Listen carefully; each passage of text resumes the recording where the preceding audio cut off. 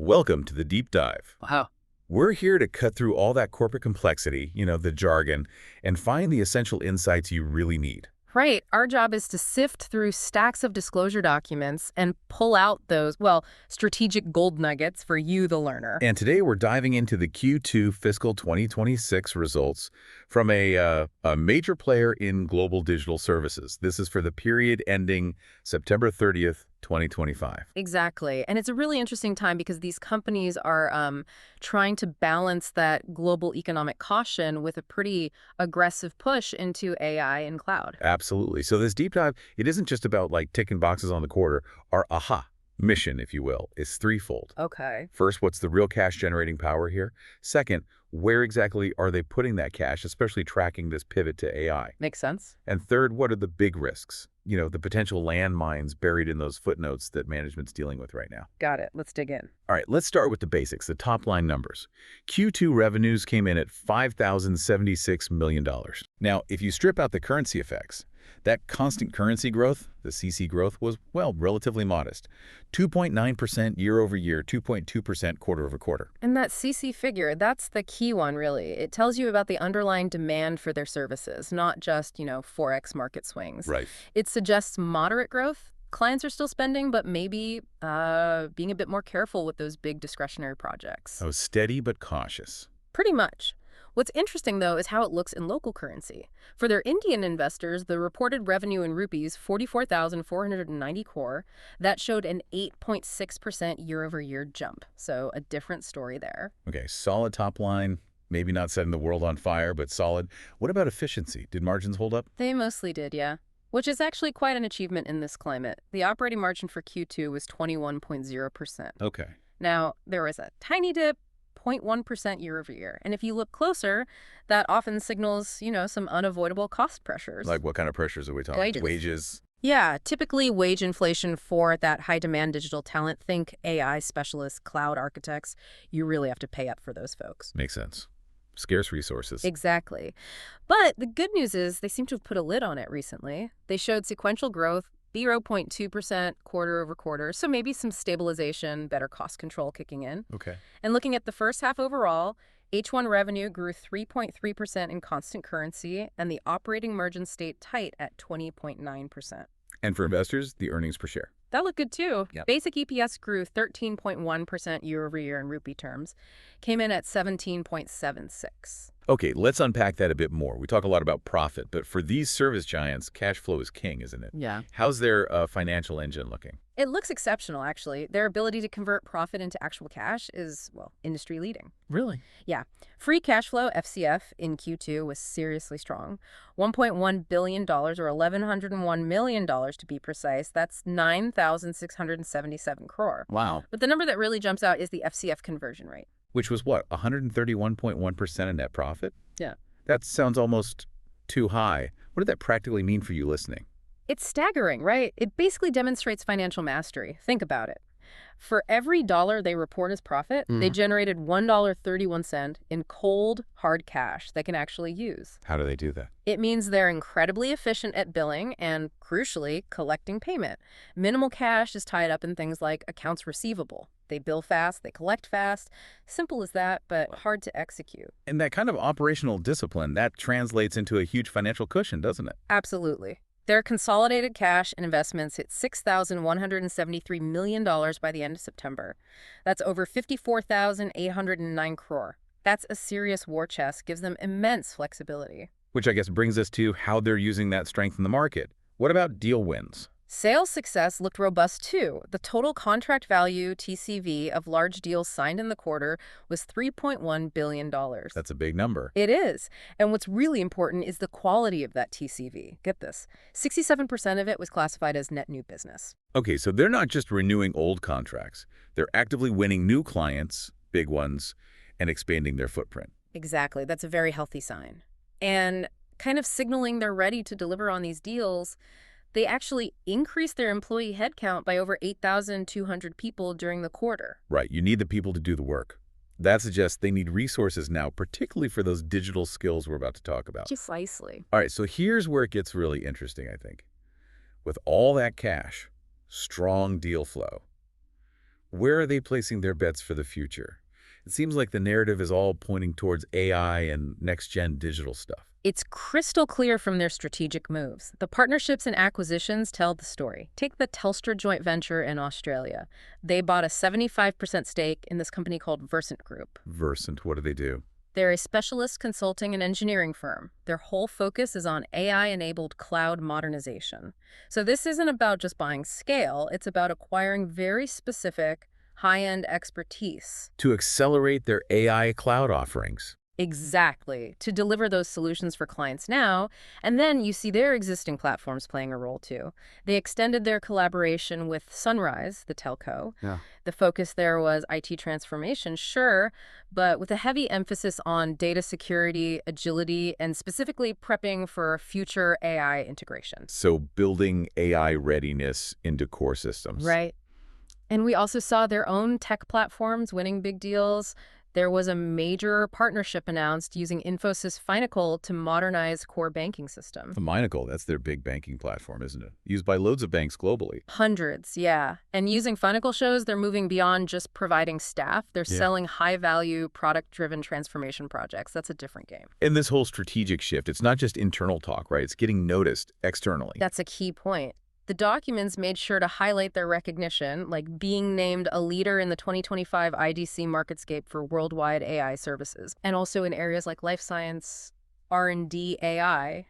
This kind of external validation, it connects the dots. It shows their strategy and acquisitions, like Versant, are positioning them as genuine leaders in this AI wave. Got it. So strong finances, clear strategic direction towards AI and cloud. But now we need to pivot, right? We have to look at the other side, the potential landmines, the risks buried in those disclosures. Okay.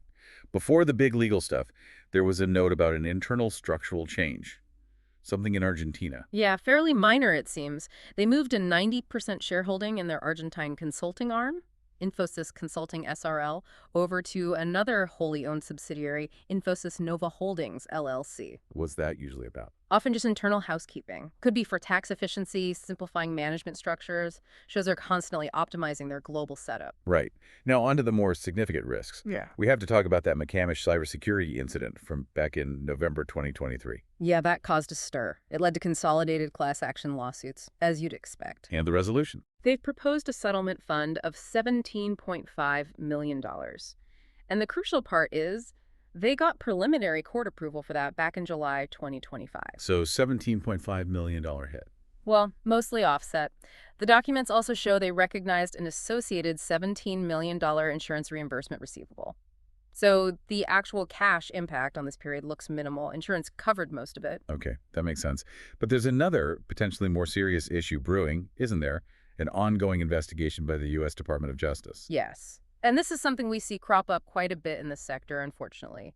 It concerns how they classified certain employees working for one specific client, employees who were in the U.S. on H-1B visas. H-1B visa is always a tricky area. So what's the specific issue? It usually revolves around whether the job roles and potentially the wages matched up correctly with what was filed in the visa applications. It's a regulatory minefield for global firms bringing talent into the U.S. And the company says it's cooperating but can't predict the outcome. What are the potential downsides here? It's really twofold. First, there could be significant financial penalties, fines, if the DOJ finds against them. Okay. But perhaps more concerning long-term, it could lead to future restrictions or much heavier scrutiny on their use of the H-1B visa program itself. And that program is, frankly, critical to how they operate in the U.S. market. Right. It could impact their ability to staff projects easily. That's a major operational risk. Definitely. And finally, just to give a sense of the scale of ongoing disputes, we need to mention the contingent liabilities. These are claims the company is fighting, not debts they've accepted. Okay. Excluding specific tax demands, the general claims against the group add up to about $112 million, or 991 crore. Wow. And then separately, there are non-acknowledged tax claims amounting to another euro 2003 crore. So substantial numbers. It highlights the complexity of operating globally, doesn't it? It really does. Even with strong financials, they're constantly navigating legal and regulatory challenges all over the world. So pulling this all together, what does it mean for the outlook? How's management guiding for the rest of the fiscal year? Well, this is where it gets really interesting. Management updated their guidance for the full fiscal year 2026. And the key takeaway is they actually revised their revenue growth forecast slightly downward. Oh. Yeah, they're now projecting 2% to 3% growth in constant currency.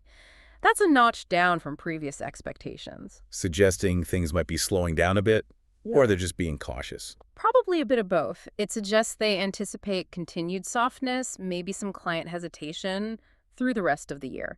But importantly, they kept their operating margin guidance unchanged, still aiming for that 20% to 22% range. Which signals confidence in their cost control, right? They think they can maintain profitability even if revenue is a bit softer. Exactly. They believe they can manage the internal levers effectively. But wait a second. If the outlook is cautious enough that they're lowering revenue guidance to just 2–3%, why on earth are they simultaneously committing such a huge amount of cash to shareholder returns? That feels contradictory. That is the central paradox here, isn't it? It's quite striking. Despite tapping the brakes on the growth forecast, their plans for capital return are incredibly aggressive. How aggressive? Well, first, the board declared an interim dividend of 23 per share. That alone is projected to send about 9,534 crore back to shareholders. Okay, a decent dividend, but that's not the main event, is it? The buyback proposal. That's the real headline grabber. The board approved a proposal. It still needs shareholder approval, mind you, but they proposed a massive 18,000 crore share buyback. 18,000 crore, that's huge. How much is that in dollars? Roughly $2.2 billion. They're proposing to buy back 100 million shares at a maximum price of $1,804 per share. Wow. So lower growth forecast, but a massive buyback. What does that signal? It signals an intense, almost defensive focus on boosting shareholder value right now. It suggests that even if near-term organic growth is a bit tempered, management strongly believes their stock is undervalued compared to their underlying cash generation. Remember that 131% FCF conversion? Yeah, they're leveraging that incredible cash flow. Exactly. They're basically saying, okay, growth might be moderate, but look how much cash we generate, and we think the best use for a chunk of it right now is buying back our own shares. Okay, so let's try and synthesize this. What's the overall story coming out of this deep dive? I think you've got two distinct narratives running side by side. Operationally, you see incredible resilience, especially that FCF conversion, right? Over 131%, that's best-in-class financial discipline. Strategically, the pivot to AI and cloud is undeniable and accelerating. The Versant deal, the big wins with Telstra and Sunrise, that's all very clear. Right. But that's balanced against, well, a cautious near-term revenue outlook and the ongoing management of some pretty complex and potentially significant legal risks, like that DOJ visa investigation. So our key takeaways for you listening today. 1, this company has unparalleled financial discipline, leading to truly efficient free cash flow. That's a core strength. Definitely. 2, there's a very deliberate, aggressive strategy playing out to grab market share in AI-enabled digital services. They're investing heavily there. Clear as day. And 3, you have to acknowledge the significant regulatory and legal risks they're actively managing. Being a global IT leader comes with those challenges baked in. Absolutely. And that brings us back to that paradox we discussed. It's worth mulling over. The guidance versus the buyback. Exactly. The company lowers its near-term revenue guidance, signaling caution, yet simultaneously proposes this enormous 18,000 crore buyback. So the provocative thought for you is this. What does this dual approach, cautious growth outlook plus aggressive capital return, tell you about the priorities of major digital service players right now? Are they signaling a lack of better investment options for that cash?